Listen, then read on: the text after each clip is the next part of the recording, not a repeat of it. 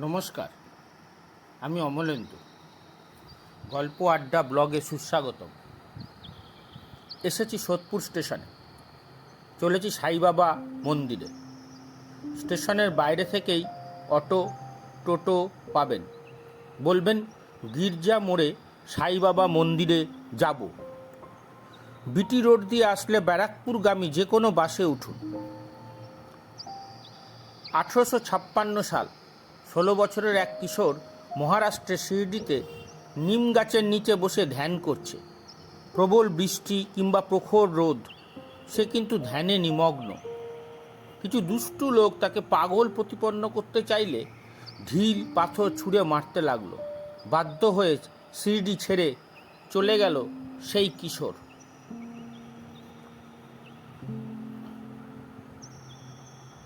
সামনে দেখতে পাচ্ছেন জিটিএস মিনার, যা তৈরি করেছিলেন জর্জ এভারেস্ট ভারতের জমি জরিপ করার জন্য। এটাই গির্জাঘরের ল্যান্ড লোকেশন।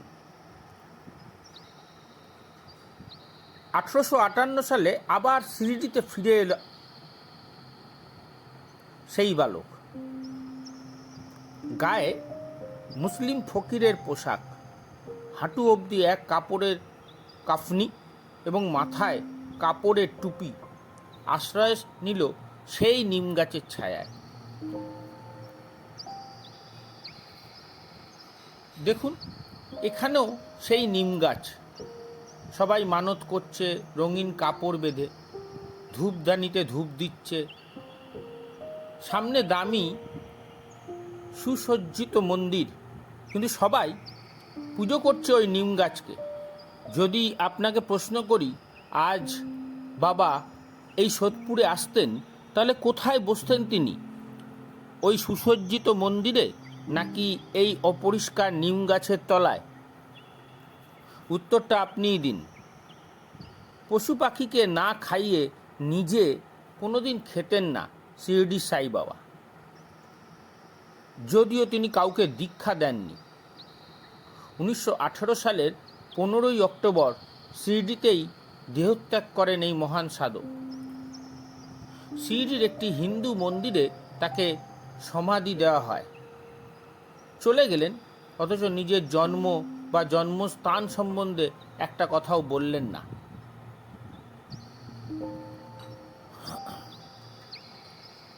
দেখলেন পুজোর ডালি বিক্রি হচ্ছে অন্য ধর্মস্থানের মতোই। ঢুকেই দেখতে পাবেন সুসজ্জিত বাগান,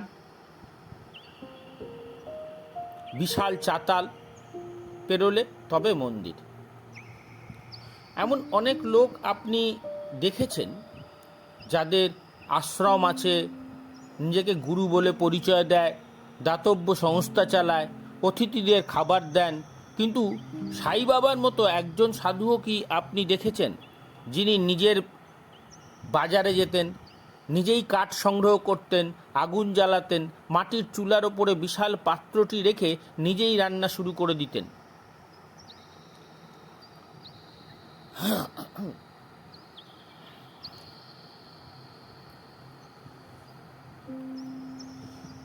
মন্দিরে কিছু দেয়াল চিত্র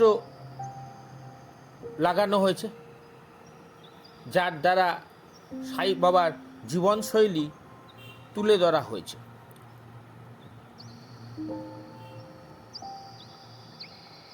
আগে চলুন নাট মন্দিরটা দেখে নেওয়া যাক।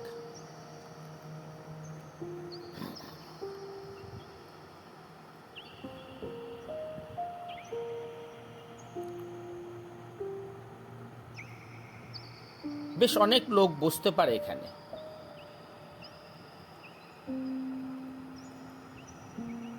সন্ধেবেলা ভজন আরতি হয়।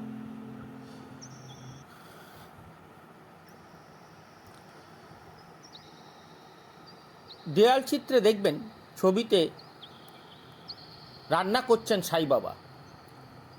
তার নাকি হাতারও প্রয়োজন হতো না, হাত দিয়েই ফুটন্ত খাবার নাড়িয়ে নাড়িয়ে রান্না করতেন। কি আশ্চর্য!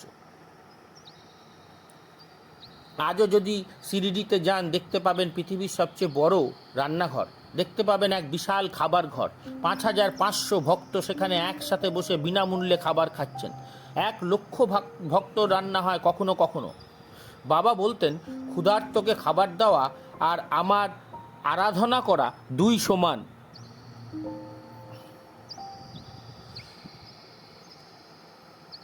দেখছেন গর্ভগৃহ, যেখানে রয়েছেন বাবা আর বাবার পায়ের চিহ্ন। শিরডির বনে বনে ঘুরে বেড়াতেন তিনি, রাত কাটাতেন সেই নিম গাছের নিচে। অনেক অনুরোধ করে তাকে এক পরিত্যক্ত মসজিদে পাঠানো হয়েছিল। চিকিৎসা করতেন, তাই অনেকে হাকিমও বলতো। 1958 সালের কথা, সবে ফিরেছেন নিজ গ্রামে। মন্দিরে তাকে দেখে খুব খুশি পুরোহিত মহল সাপতি। ফিরে এসেছো সাই বাবা? বাবা বললেন, আমাকে এই নামে ডাকছেন? সাই মানে তো পবিত্র, আর বাবা মানে তো পিতা। পুরোহিত বললেন, তা তো জানি না, আমার অন্তরাত্মা যা বলে উঠল তাই বললাম। তুমি বাবা এই নাম স্বীকার করে নাও। একজন শিশু আর একজন শিশু মনকেই সবচেয়ে বেশি ভালোবাসে, তাই শিশুদের খুব প্রিয় ছিলেন তিনি। একজন শিশু হিন্দু মুসলমানের তফাৎ করে না, উনিও তাই। একজন শিশু খিদে পেলে মাকে গিয়ে বলে, মা খিদে পেয়েছে, উনিও তাই। একটু ইগো নেই, তাই তো অন্য একটা ছবিতে দেখবেন এক মায়ের কাছে সহজে খাবার ভিক্ষা করছেন। সকালবেলায় রান্না হয়ে গেলে গম পিষছেন, সেই আটা দিয়ে আবার রাতে রান্না করছেন, সবই নিজে হাতে। একটি ছবিতে গান গাইছেন, অনেকে বলে ভজন, কিন্তু ইতিহাস বলছে উনি কাওয়ালি সবচেয়ে বেশি পছন্দ করতেন। ভজন না কাওয়ালি, আপনার কি মনে হয়? পাশে রাজা বিস্কুটের ফ্যাক্টরি, তারই হোর্ডিং দেখলেন। ম ম করছে ক্রিমের গন্ধ। চায়ের তেষ্টা পেলে বাইরে চায়ের স্টল আছে, গলা ভিজিয়ে নিন। যে কথা বলছিলাম, শ্রীরামকৃষ্ণের সাথে এক অদ্ভুত মিল তার। বাংলায় রামকৃষ্ণ জন্মেছিলেন 1836 সালে, অন্যদিকে শিরিডি সাই বাবা জন্মেছিলেন 1835 সালে, যদিও তা নিয়ে একটু বিতর্ক আছে। ঠাকুর রামকৃষ্ণের কাছে যেমন সব ধর্মই ছিল সমান, একইভাবে সর্বধর্ম সমন্বয়ের বার্তা দিয়েছিলেন সাই বাবাও। তাদের দর্শনেই যে শুধু মিল তা নয়। অবাক হতে হয় এক তথ্য জানলে, যে ঠাকুর ও সাই বাবার মৃত্যুতেও ছিল এক অদ্ভুত যোগসূত্র। 1886 সালের আগস্ট মাস নাগাদ সাই বাবা সমাধিস্থ হন 3 দিনের জন্য। জানা যায় ওই একই সময় বাংলায় তখন মৃত্যুশয্যায় ঠাকুর, এবং 3 দিন পরে সাই বাবা নিজের দেহে ফিরে এলেন। ঠাকুর চলে যান নশ্বর দেহে ছেড়ে। কথিত সাই বাবা ফিরে এসে বলেন যে তিনি তো চিরদিনের জন্যই আল্লাহর কাছে চলে যেতে চেয়েছিলেন, কিন্তু সেখানে গিয়ে জানতে পারেন যে তার বন্ধু শ্রীরামকৃষ্ণও যেতে চান ভগবানের কাছে, তাই তিনি ফিরে এলেন ধরাধামে। ঠাকুর রামকৃষ্ণ সাই বাবা সম্পর্কে বলতেন যে এমনই এক ফকির এসেছেন এই পৃথিবীতে, যাকে হিন্দুরা পুজো করে ঈশ্বর হিসেবে আর মুসলমানরা করে পীর হিসেবে। মসজিদে নিম গাছের নিচে গর্ত করে ধুনি জ্বালিয়ে রাখতেন। কেউ তার কাছে এলে ফিরে যাওয়ার সময় তার হাতে ধুনির ছাই দিতেন। ক্রমে ক্রমে ছড়িয়ে পড়েছিল তার মহিমা। তার ভস্য বা বিভূতিকে ভক্তরা অলৌকিক ক্ষমতা সম্পন্ন মনে করত। নির্ঘণ্ট দেখে নেবেন, তাতে আপনার সুবিধে। কখন মন্দির খোলে, কখন মন্দির বন্ধ হয়, বৃহস্পতিবার রবিবার বিশেষ দিন, এদিন এই 2 দিন সন্ধ্যায় ভোগ প্রসাদ দেওয়া হয়, ইত্যাদি ইত্যাদি। আজও শিরিডির আশ্রমে ধুনি ও বিভূতির মহিমা একই রকম। একদিকে অদ্বৈত বেদান্ত, অন্যদিকে পবিত্র কোরআন, সবই পাঠ করতেন তিনি। সেগুলিকে ব্যাখ্যাও করতেন অত্যন্ত সহজ সরল ভাষায়।